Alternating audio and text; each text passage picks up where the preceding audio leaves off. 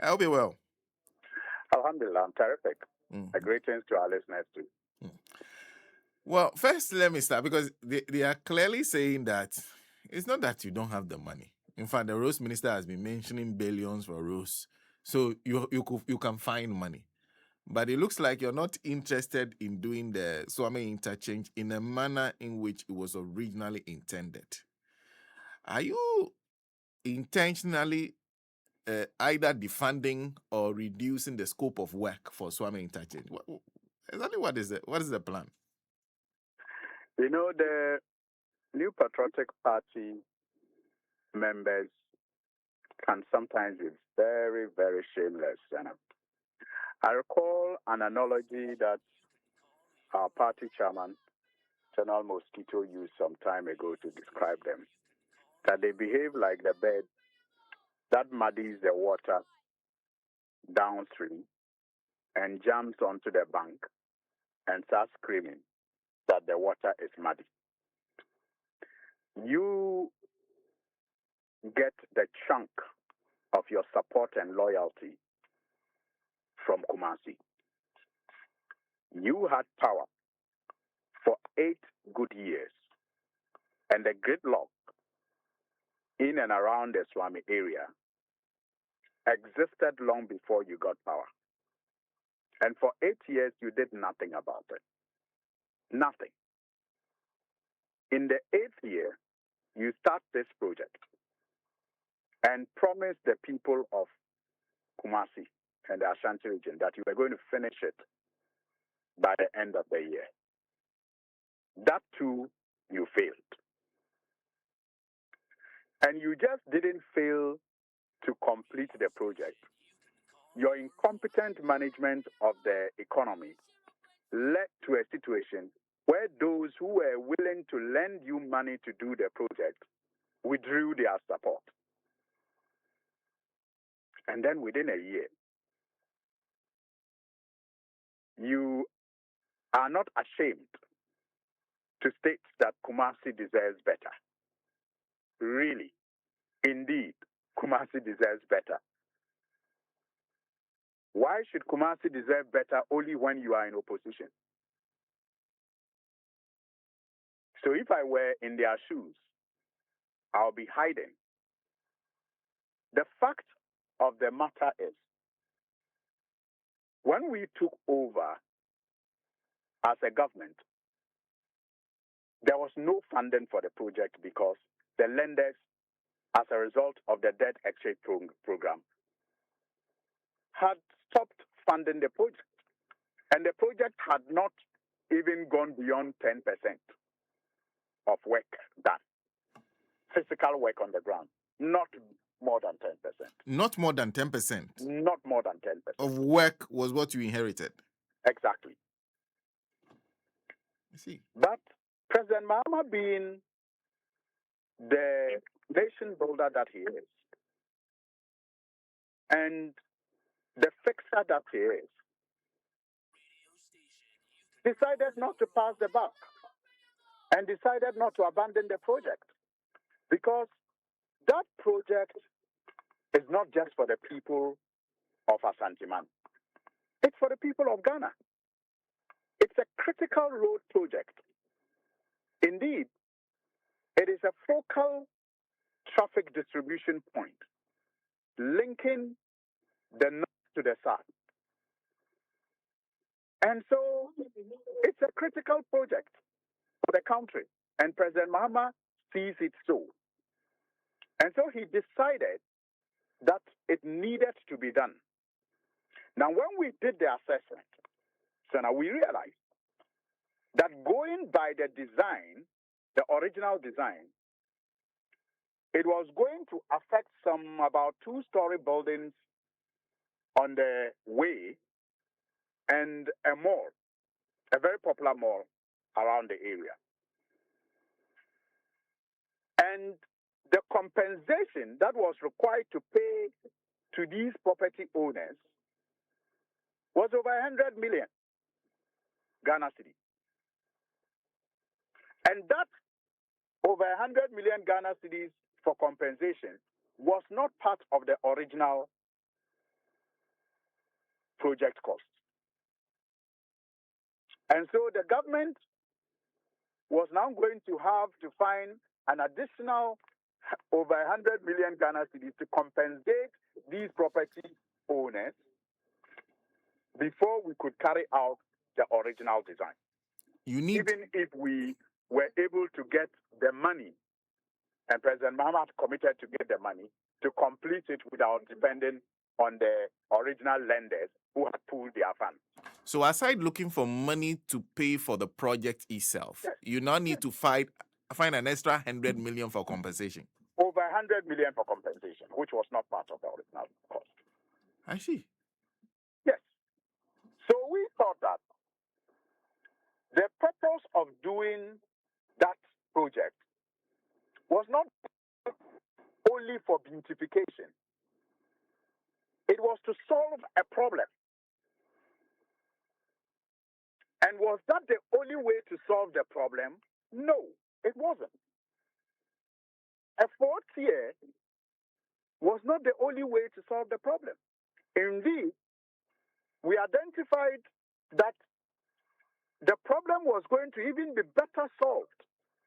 And the beauty of the area and the whole of Ashantiman was going to be better served and improved if we got this 100 million or more and use it to do the outer roads around the Suame area, which will then ease the traffic and feed it onto a trade tier without having to disrupt the properties that the fourth tier design was going to impact. And so what wrong has President Mahama and the government committed by seeking to improve the utility of the project? Because let's not lose sight of the fact that the project was to ease traffic. And so if you do a trade tier and do the outer roads that we have identified, which they will agree are equally critical, what wrong have we done? How, have we served Kumasi less than they did? That's why I'm saying that sometimes their shamelessness can be very, very admirable. Would the Because new if I were in their shoes, I'll speak very little of that project because it stands as a testament of their neglect of their stronghold. For 8 good years, they could not do this project. 8 years. They could not do the project. And even when they started, they failed to go beyond 10% before they handed over. Because President Mahama is committed to doing this project, that is why he has added it to the Big Push program in his first year and is funding it. He's not waiting till his last year or election year to go and engage in gimmicks like they did. And I'm sure the people of Ashanti region know better. They know the government that is committed to executing this project because they can tell that if the NPP was as committed and had started it in their first year, or at least even in the first year of their second term, we would not be discussing this today. And so they should just keep quiet and sit somewhere. The new project design that you've put in place, so now it's 2-tier, and then you have also decided. It's actually 3-tier. Oh, okay, it's not 2 tiers because they said it's 2. It's actually 3-tier because you have the ground, then you have the first tier and the second tier. Okay. Would it put together with the Kumasi Outer Ring Road, would it solve the problem? Absolutely. That is the reason why we are saying that then there's no need doing a 4-tier that will cost you 100 million Ghana cedis more just to be used for compensation. Because if you don't do the fourth year, you will not have to pull down the story buildings and the mall.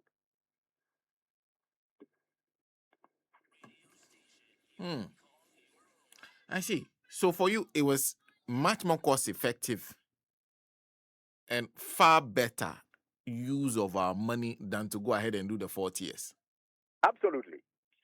It was to solve the traffic situation, improve the traffic flow in and around the Suame area, distribute traffic better, maintain the scenery of the area to the best of our ability, and still, manage the cost within our control.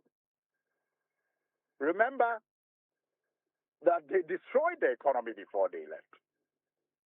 And if President Mahama was not committed to completing this project,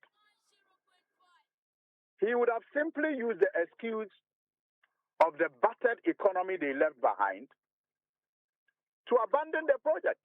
And no one, I believe, would have faulted him, because the facts are clear that when President Mahama took over, the economy was in tatters.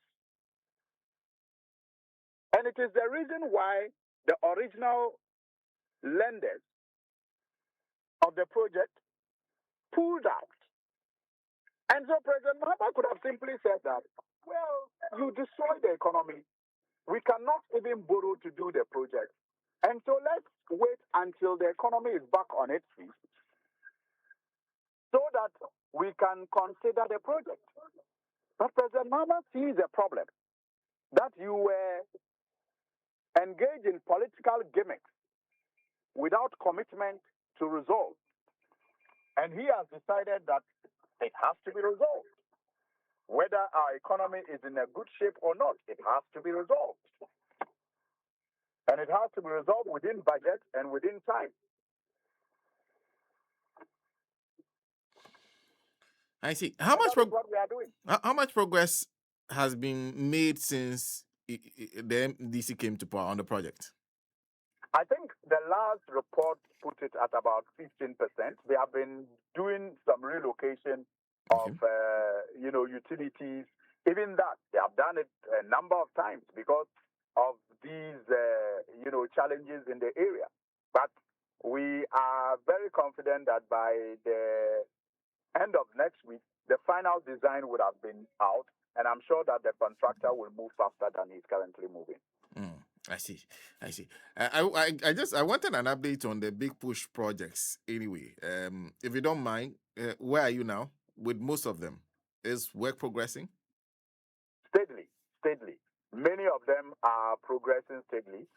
Some are at 40%, some are at 30%, some are at 10%. They are all at different levels of completion. Only not a couple of weeks. Last week, we invited all the contractors that are on various projects to the ministry to give us a progress report. And it is based on that report that I can say that all the projects are at various levels of completion. We, in the coming weeks, will hit the road to tour and inspect these projects, because we want to match what was presented to us in the boardroom with what is actually happening on the ground. Okay. Because there are many people who raise that same concern, that one of the biggest issues with our roads is not that the construction does not happen. It's just that there's so poor supervision to the extent that the roads that are usually delivered at the end do not stand the test of time. Are you changing that? I didn't hear that, sorry. I'm wondering what's your new approach to ensuring that the best quality of work is delivered, because the constant complaints about work being delivered 2 years after I start seeing potholes on the road. Money has already been paid. The work is supposed to have been done, yet the finishing, the road does not even stand the test of time. I think one of the blessings that we appreciate at the ministry is the level of experience of the minister that we have, who is leading all of us. He is somebody who understands these, quality assurance issues, and he's, if you like, an engineer himself. And so, and I served on the committee for the last 8 years. So he is very, very concerned about quality of projects. And the contractors, if you engage them, I assure you, will testify that one of the ways to impress him in any presentation is to highlight the quality of the work that you are doing. And he has an eye for that. And so I can assure you that quality will not be compromised at all. And it is the reason why we are monitoring the projects, regularly. Apart from the reports of the contractors, we will be on the field, like I said, in the coming days to inspect for ourselves if indeed the expectations that we have are actually met. We also have engineers from the various agencies, feeder roads, urban roads, and highways, who are regularly monitoring these contractors and even, giving approval of their materials before they are allowed to use those materials. I'll give you an example. Only a couple of months ago, a road that we inherited failed because of, poor materials used on site. Minister Kwame Agbodza got the engineers to investigate the reasons for the failure of that road. And the contractor was summoned, and the report presented to the contractor. Fortunately, the contractor, accepted liability and offered to fix the section of the road that has failed at his own cost. And as we speak, the contractor is back to site, mobilizing to fix those sections of the road that have failed. And it's because I'm not mentioning the name of the contractor and the name of the road, because of the magnanimity of the contractor to own up to the failure and the determination to repair the damage that has been done. Thank you. Thank you very much for your time. I'm grateful. Alhassan Suhuyini is Deputy Minister for Roads and Highways, joining us on the line, taking us to 45 minutes past 9 here in the studios of Radio Gold 90.5 FM.